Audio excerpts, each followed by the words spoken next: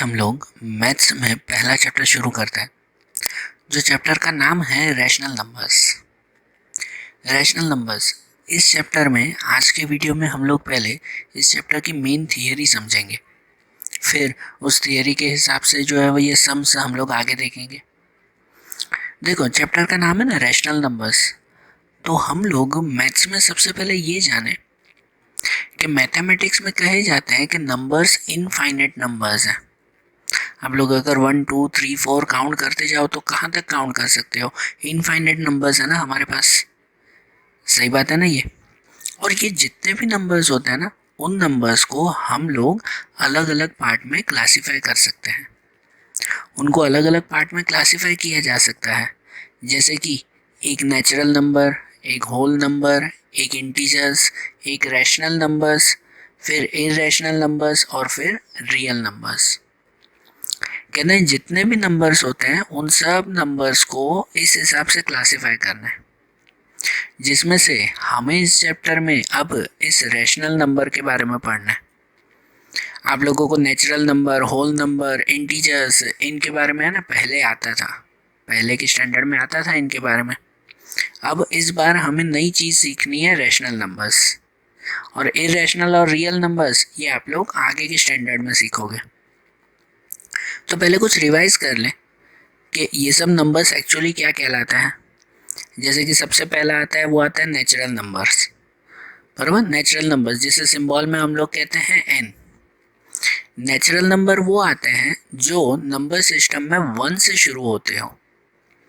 1 से शुरुआत होने वाले कोई भी पॉजिटिव नंबर्स वो नेचुरल नंबर्स कहलाते हैं। 1 2 3 4 5 6 7 8 ये इनफाइनाइट तक ना, फिर भले उसमें 100 1000 10,000 करोड़ 10 करोड़ कोई भी नंबर्स क्यों ना आते हो, ये सभी नंबर्स क्या कहलाते हैं? Natural numbers. नेचुरल नंबर्स के लिए कहते हैं ना भाई वो 1 से शुरू होते हैं।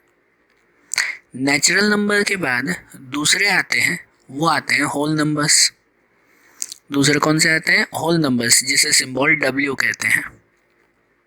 होल नंबर वो कि नेचुरल नंबर में जब ज़ीरो ऐड हो जाता हो, नेचुरल नंबर्स के साथ जब ज़ीरो ऐड हो जाता हो तो फिर वो होल नंबर बन जाते हैं।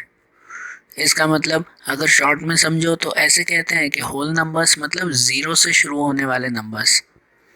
ज़ीरो के बाद वाले नंबर 0 1 2 3 4 5 6 7 8 इनफाइनाइट तक, ये सब नंबर्स क्या कहलाते हैं? Whole numbers. नेचुरल नंबर होते हैं ना वो 1 से शुरू होते हैं, होल नंबर्स 0 से। और होल नंबर के बाद दूसरा आता है, वो आता है इंटीजर्स। दूसरा कौन सा आता है? इंटीजर्स, जिसे सिंबल Z कहते हैं, Z। इंटीजर्स कौन से?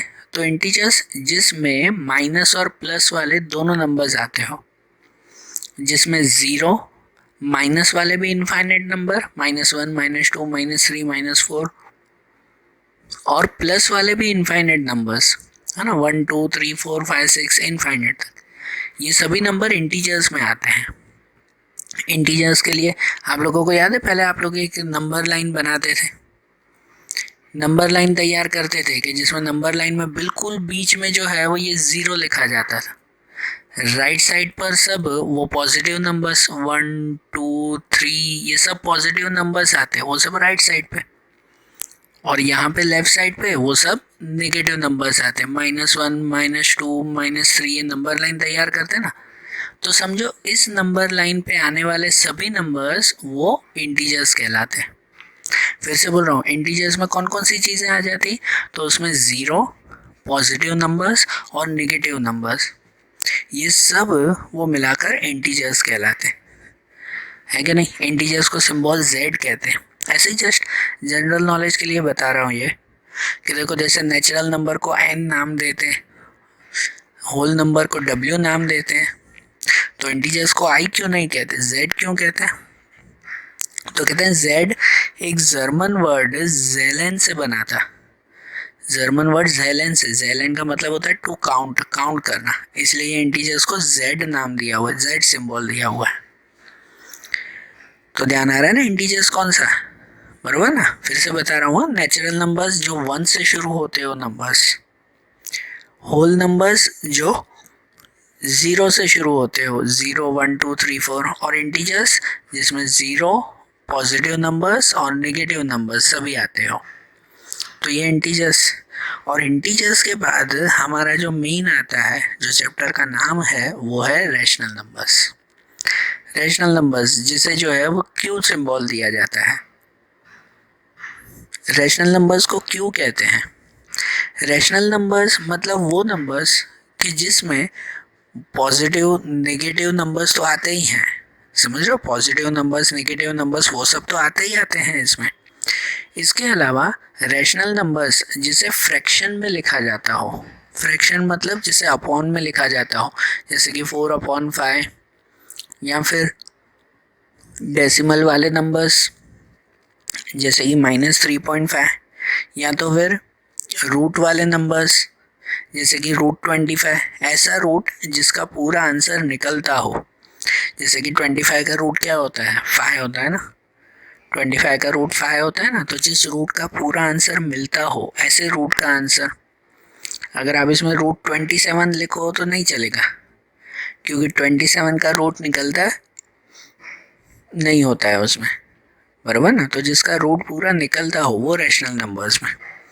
या तो ऐसे डेसिमल्स वाले, भले प्लस में हो, डेसिमल्स वाले नंबर 4.65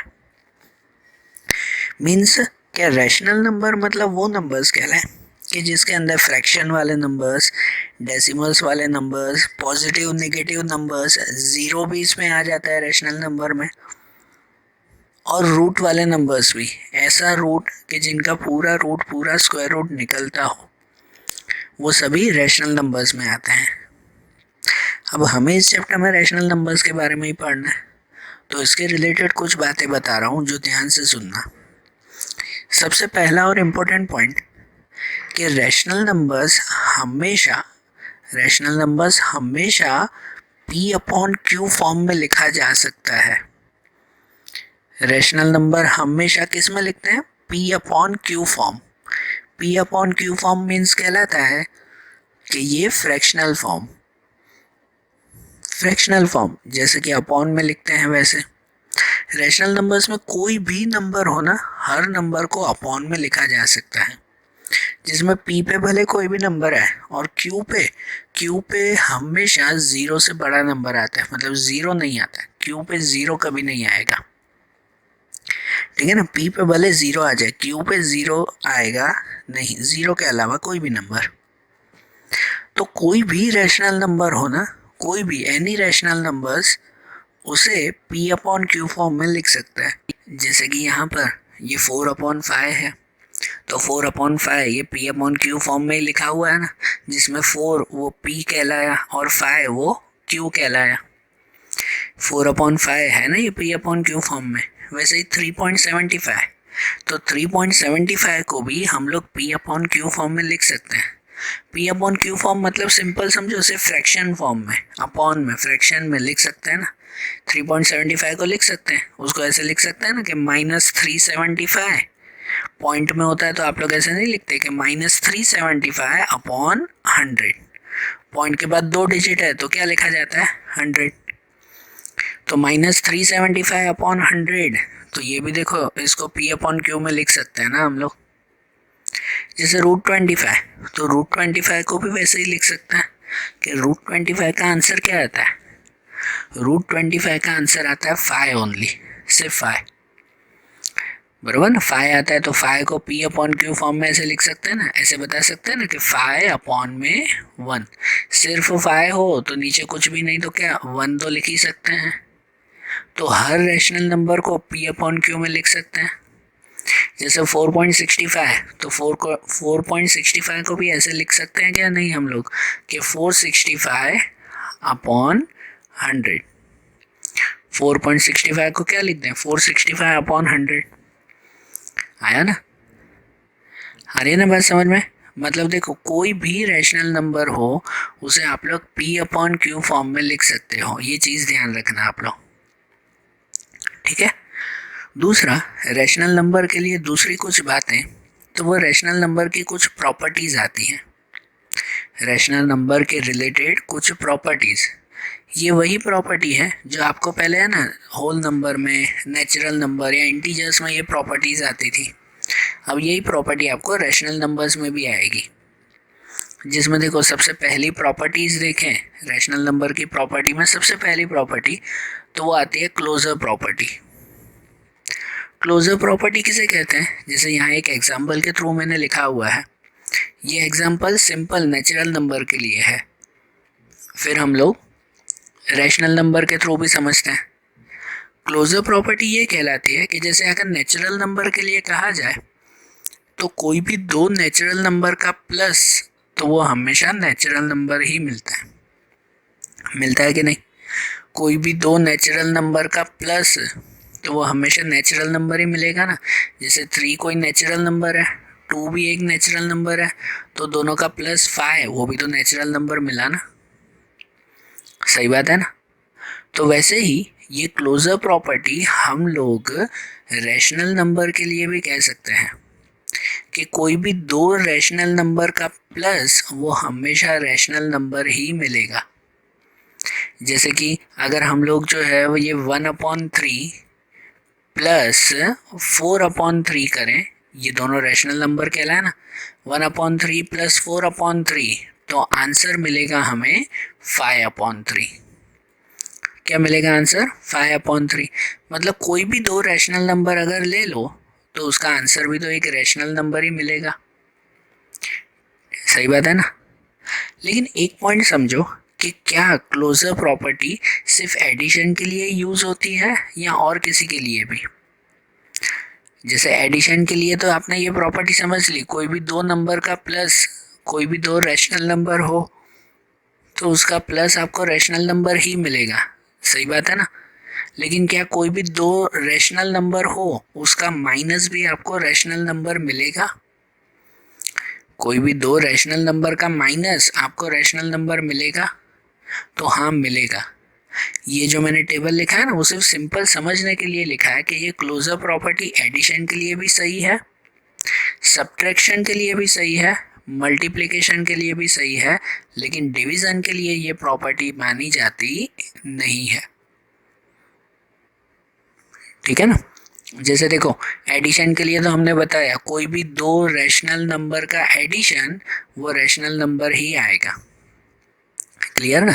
लेकिन कोई भी दो रैशनल नंबर का सब्ट्रैक्शन वो भी रैशनल नंबर ही आएगा। कोई भी दो का सब्ट्रैक्शन करें कि जैसे मैं अगर ऐसे कर दूं 5/3 माइनस 2/3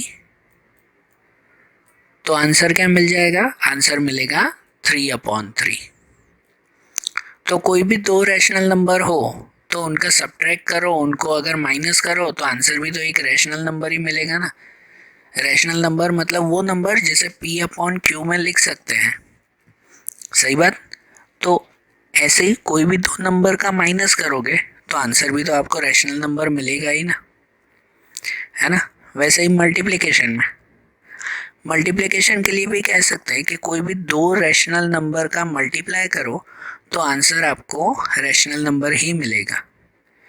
ठीक है? कोई भी दो रैशनल नंबर का मल्टीप्लाई करो कि जैसे अगर ये हो 3/4 मल्टीप्लाई 3/4 मल्टीप्लाई 2/4 तो आंसर मिल जाएगा उसका 6/16। मतलब कोई भी दो रैशनल नंबर हो तो उनका मल्टीप्लाई किया तो आंसर भी क्या मिला हमें? रैशनल नंबर मिला। लेकिन डिवीज़न में ये रूल लगता नहीं है, डिवीज़न में क्लोजर प्रॉपर्टी नहीं लगती, क्योंकि डिवीज़न के लिए अगर मैं ऐसे कहूँ ना कोई भी दो रैशनल नंबर का डिवीज़न करो तो हमेशा रैशनल नंबर मिलेगा नहीं।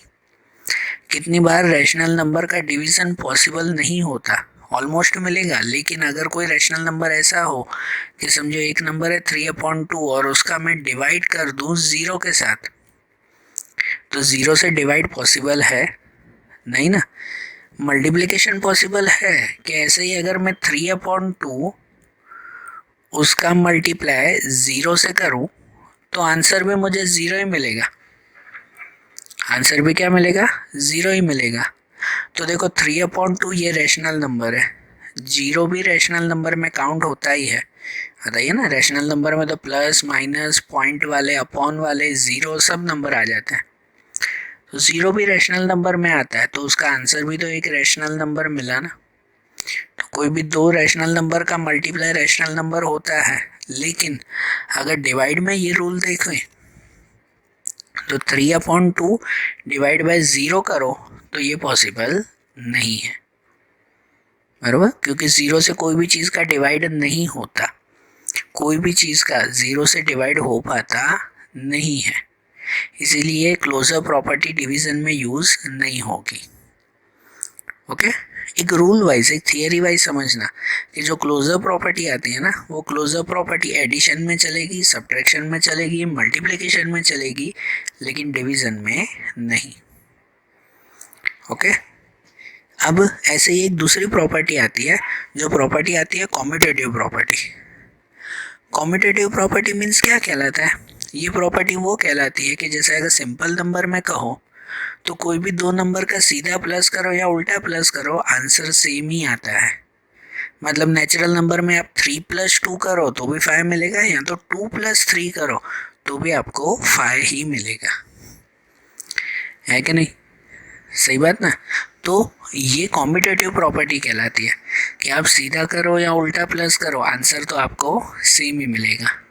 यही कॉम्यूटेटिव प्रॉपर्टी रैशनल नंबर के लिए भी यूज़ होती है, लेकिन क्या रैशनल नंबर में एडिशन, सब्ट्रैक्शन, मल्टीप्लिकेशन, डिवीज़न सब में ये कॉम्यूटेटिव प्रॉपर्टी यूज़ होती है? तो नहीं। कॉम्यूटेटिव प्रॉपर्टी सिर्फ यूज़ होती है एडिशन में और मल्टीप्लिकेशन में, सब्ट्रैक्शन और डिवीज़न में नहीं। एडिशन में कोई भी दो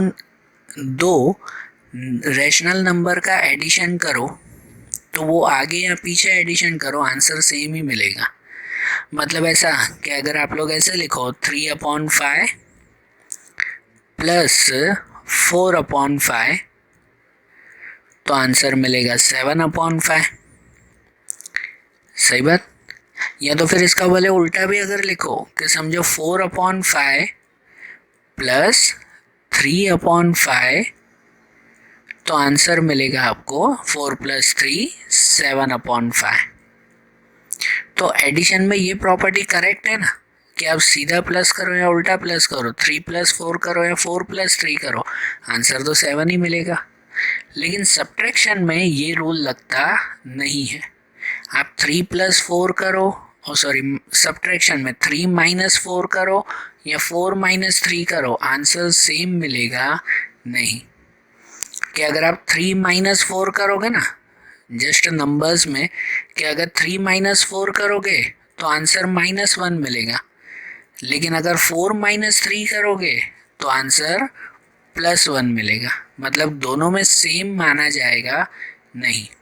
तो कॉम्यूटेटिव प्रॉपर्टी सब्ट्रैक्शन के लिए यूज़ नहीं होती, मल्टीप्लिकेशन के लिए यूज़ होती है। कोई भी नंबर का मल्टीप्लिकेशन करो, आगे या पीछे, सीधा या उल्टा, आंसर सेम ही मिलेगा। ऐसे ही देखो कि ये 3/5 मल्टीप्लाई 4/5 अगर मैं करूं तो आंसर ऊपर 3 4 12, नीचे 5 5 25। या ऐसे क्या ही उल्टा, अगर मैं 4/5 मल्टीप्लाई 3/5 करूं, 4/5 मल्टीप्लाई 3/5 करूं तो भी 4 3 12 और नीचे 5 5 25 मिलेगा, तो भी आंसर 12/25 ही मिला। तो मल्टीप्लिकेशन में ये रूल करेक्ट है, और डिवीज़न में ये रूल पॉसिबल नहीं है, क्योंकि डिवीज़न करते वक्त आप दोनों का डिवाइड करो तो आंसर सेम मिलेगा नहीं। जैसे सब्ट्रैक्शन में सेम नहीं मिलता, वैसे डिवीज़न में भी सेम नहीं मिलता। ठीक है, तो ये कॉम्यूटेटिव प्रॉपर्टी याद रखो। कॉम्यूटेटिव प्रॉपर्टी में कोई भी दो नंबर का सीधा या उल्टा प्लस करो, आंसर सेम ही रहता है। लेकिन ये प्रॉपर्टी सिर्फ प्लस में, एडिशन में और मल्टीप्लिकेशन में चलती है, सब्ट्रैक्शन और डिवीज़न में नहीं। ठीक है, फिर कॉम्यूटेटिव प्रॉपर्टी के बाद दूसरी एक प्रॉपर्टी आती है, जो प्रॉपर्टी को हम लोग कहते हैं एसोसिएटिव प्रॉपर्टी।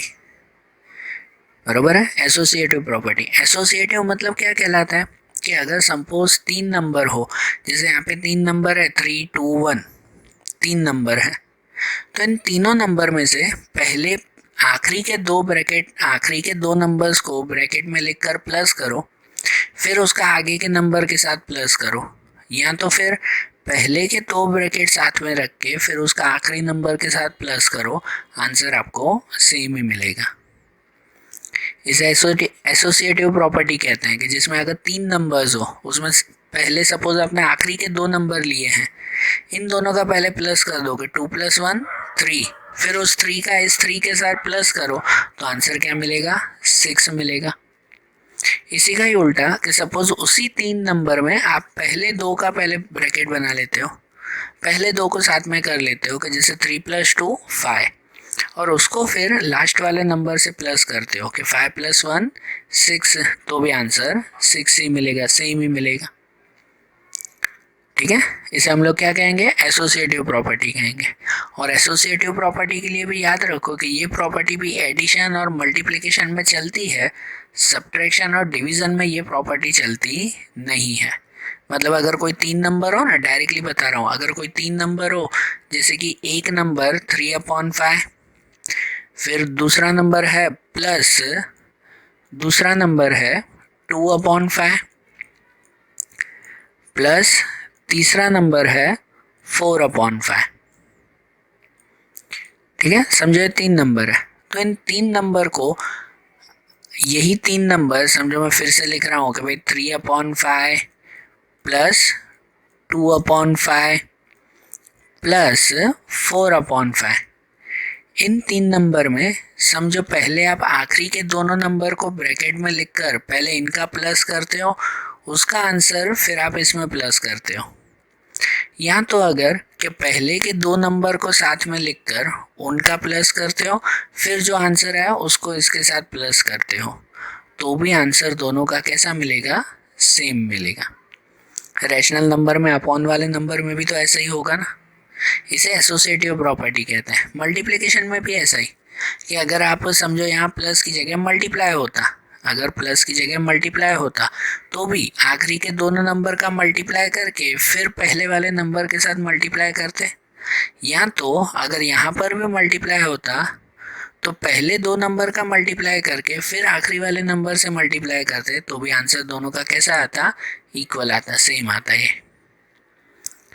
ठीक है, ये कौन सी प्रॉपर्टी, एसोसिएटिव। ये सब्ट्रैक्शन और डिवीजन में ऐसा नहीं होता, अगर आप ब्रैकेट बनाकर माइनस करते या डिवाइड करते तो ये प्रॉपर्टी चलती नहीं। ठीक है, एसोसिएटिव प्रॉपर्टी आई ना समझ में। ऐसे ही कुछ दूसरे रूल्स आते हैं, ये ध्यान से समझना, जिनमें पहला एक रूल आता है जो कहते हैं identity element for the addition. Identity element for the addition जो आता है 0। ये एक रूल है कि एडिशन का आइडेंटिटी एलिमेंट मतलब मेन एलिमेंट कौन सा कहलाता है, 0 कहलाता है। इसका मतलब कोई भी नंबर का एडिशन 0 के साथ करो ना तो आंसर सेम ही होगा। कोई भी नंबर का, मतलब समझो 5 हो तो 5 + 0 करो तो आंसर आपको सेम ही मिलेगा, क्या मिलेगा, 5 मिलेगा ना। और कोई नंबर भी हो, भले अपॉन में हो, कि समझो 1/2 है, उसका प्लस आप 0 के साथ करो तो भी आंसर आपको क्या मिलेगा, 1/2 ही मिलेगा। तो इसलिए 0 वो एडिशन के लिए आइडेंटिटी एलिमेंट कहलाता है। ये चीज़ ध्यान रखना, एडिशन का आइडेंटिटी एलिमेंट 0 हुआ कि कोई भी नंबर को 0 के साथ प्लस करो आंसर हमेशा सेम ही मिलेगा। ऐसे ही identity element for the multiplication, multiplication का मेन एलिमेंट वो 1 कहलाता है। मल्टीप्लिकेशन का एलिमेंट कौन सा कहलाया, 1 कहलाया। इसका मतलब कोई भी नंबर को 1 से मल्टीप्लिकेशन करो, 1 से अगर मल्टीप्लाई करो किसी का भी तो आंसर आपको सेम ही मिलेगा। जैसे कि अगर 1/2 है तो 1/2 का 1 से मल्टीप्लाई करो तो आंसर आपको क्या मिलेगा, 1/2 ही मिलेगा। 1 से किसी का भी मल्टीप्लाई करो सेम टू सेम ही आंसर मिलेगा ना, इसलिए इसे आइडेंटिटी एलिमेंट फॉर मल्टीप्लिकेशन कहते हैं। आई बात समझ में? ये दोनों आइडेंटिटी एलिमेंट ध्यान रखना, एडिशन के लिए मेन एलिमेंट 0 होता है, मल्टीप्लिकेशन के लिए वो मेन एलिमेंट 1 होता है। ओके, ऐसे ही फिर एक पॉइंट आता है जिसे कहते हैं additive inverse. Additive inverse, additive inverse मतलब क्या? इसका मतलब होता है कि पॉजिटिव का नेगेटिव इंटीजर, इसे एडिटिव इनवर्स कहते हैं। कि जैसे अगर समझो कोई नंबर जो है वो 5 है, तो 5 का एडिटिव इनवर्स कौन सा हुआ? एडिटिव इनवर्स हुआ -5। बरोबर, एडिटिव इनवर्स मतलब उसकी साइन चेंज करके लिख देना। तो जैसे 5 है तो उसका एडिटिव इनवर्स -5 हुआ। एडिटिव इनवर्स में हमेशा दोनों का ऐड, दोनों का प्लस 0 ही आता है, हमेशा। क्या आंसर आता है? 0। कि जैसे 5 और -5 करो तो 5 - 5 कितना होगा? 0 ही होगा हमेशा। ठीक है ना, इसे एडिटिव इनवर्स कहते हैं। अगर कोई माइनस में नंबर हो, मतलब समझो -3/4, -3/4, तो इसका एडिटिव इनवर्स कौन सा होगा? इसका एडिटिव इनवर्स होगा +3/4। एडिटिव इनवर्स मतलब साइन चेंज कर देना, जैसे कि माइनस का प्लस लिख दो, प्लस का माइनस, और इन दोनों का ऐड हमेशा 0 ही होगा। -3/4 और +3/4 का अगर आप प्लस करो तो आंसर क्या मिलेगा? 0 ही मिलेगा ना फिर। ऐसे ही मल्टीप्लिकेटिव इनवर्स, तो मल्टीप्लिकेटिव इनवर्स मतलब कहलाता है रेसिप्रोकल कर देना। क्या करना? रेसिप्रोकल। रेसिप्रोकल मतलब जैसे उल्टा लिख देते हैं ना, कि जैसे अगर कोई 3/4 हो, 3/4, तो उसका मल्टीप्लिकेटिव इनवर्स हो जाता है 4/3। ठीक है, रेसिप्रोकल कर देना, उल्टा कर देना, 3/4 का 4/3, इसे कहते हैं मल्टीप्लिकेटिव इनवर्स। अगर माइनस में हो, समझो -5/7, तो 5/7 का मल्टीप्लिकेटिव इनवर्स हो जाएगा -7/5। बराबर, इसे मल्टीप्लिकेटिव इनवर्स कहते हैं। एडिटिव इनवर्स में क्या होता है पता है? सिर्फ साइन बदलते हैं, नंबर नहीं बदलते। माइनस हो तो प्लस की साइन, प्लस हो तो माइनस की साइन लगा देते हैं एडिटिव इनवर्स में। और मल्टीप्लिकेटिव इनवर्स में क्या करते हैं? साइन नहीं बदलते, प्लस हो तो प्लस ही, माइनस हो तो माइनस ही, सिर्फ नंबर ऊपर नीचे कर देते हैं। 3/4 का 4/3 या 5/7 का 7/5, इसे हम लोग कहते हैं मल्टीप्लिकेटिव इनवर्स। और इसमें इन दोनों नंबर का अगर मल्टीप्लाई करो ना, इन दोनों नंबर का अगर मल्टीप्लाई करो तो उसका आंसर हमेशा 1 आएगा। क्या आएगा? 1। जैसे कि 3/4 और 4/3 दोनों का मल्टीप्लाई करो तो आंसर क्या मिलेगा? 1 मिलेगा। होगा ना, जैसे ये 4 कट, ये 3 कट, तो बचेगा सिर्फ 1 ही। बराबर, तो मल्टीप्लिकेटिव इनवर्स मतलब समझो कि नंबर का रेसिप्रोकल कर देना, और एडिटिव इनवर्स मतलब कि नंबर का माइनस का प्लस और प्लस का माइनस करना, साइन चेंज कर देना। आइए चारों प्रॉपर्टी समझ में। और ऐसे ही दूसरी आखिरी मेन प्रॉपर्टी है, वो आता है distributive property of multiplication over addition. ये है आपकी डिस्ट्रीब्यूटिव प्रॉपर्टी। डिस्ट्रीब्यूटिव मतलब क्या? कि बांट देना जैसे, इसलिए ये प्रॉपर्टी आती है ऑफ मल्टीप्लिकेशन ओवर एडिशन। मतलब कोई ऐसी कंडीशन हो, जैसे यहाँ एग्जांपल लिखा हुआ है कि 3 × 2 + 1, 3 × 2 + 1, कि बाहर मल्टीप्लाई और अंदर प्लस में है, इसे कहते हैं मल्टीप्लिकेशन ओवर एडिशन। बाहर मल्टीप्लाई और अंदर प्लस है, तो इसका अगर आपको सॉल्यूशन ढूंढना हो तो आप वैसे भी ढूंढ सकते हो कि बाहर अगर मल्टीप्लाई है मीन्स ये 3 का मल्टीप्लाई दोनों के साथ होगा। 3 × 2 भी लिखेंगे और 3 × 1 भी लिखेंगे। दोनों के बीच में साइन कौन सी होगी? तो यहाँ जो साइन हो वो, कि दोनों के बीच में साइन कौन सी आएगी? प्लस की साइन आएगी।